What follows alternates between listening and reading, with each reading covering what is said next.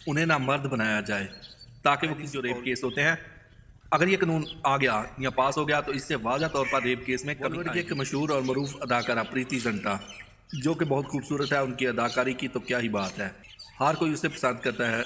उसने भारत को बहुत ही कामयाब फिल्में दी जो कि आज भी देखी जाए तो मज़ा आता है। चल झूठा।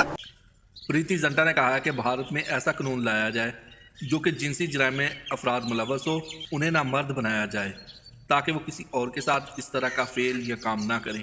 दोस्तों, हम आपको बताते चले कि प्रीति जिंटा का ये बयान उस वक्त आया है जब एक तालवी वज़ीर आज़म ने अपने मुल्क में ये कानून लाने का फैसला किया है। उन्होंने कहा है कि जो भी अफराद जिनसी जुर्म में मुलव्वस होगा उसको न मर्द बना दिया जाएगा ताकि वो किसी और की ज़िंदगी ख़राब ना करे। दोस्तों, हम इस कानून के बारे में थोड़ा आपको बताते चले कि ये तालवी वज़ीर आज़म ने पहले इस कानून के बारे में मुहिम चलाई।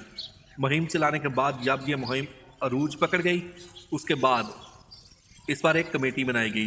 कमेटी ने अब मंजूरी दे दी है कि ये कानून लाया जाए ताकि लोगों की ज़िंदगियों से ये जो खिलवाड़ करते हैं इनसे निपटा जाए।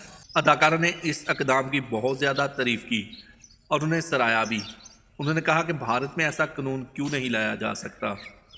उन्होंने इस बात का पैगाम अपने इंस्टाग्राम अकाउंट से दिया। उन्होंने कहा कि ये कानून भारत में भी तो लागू हो सकता है।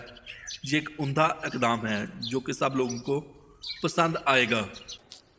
प्रीति जिंटा ने कहा कि मैं उम्मीद करती हूँ कि भारत में कभी ना कभी इस तरह का इक़दाम ज़रूर किया जाएगा। प्रीति जिंटा ने अपने चाहने वालों मदाहों से पूछा कि क्या इस तरह का काम भारत में होना चाहिए, ये एक अच्छा काम है या नहीं।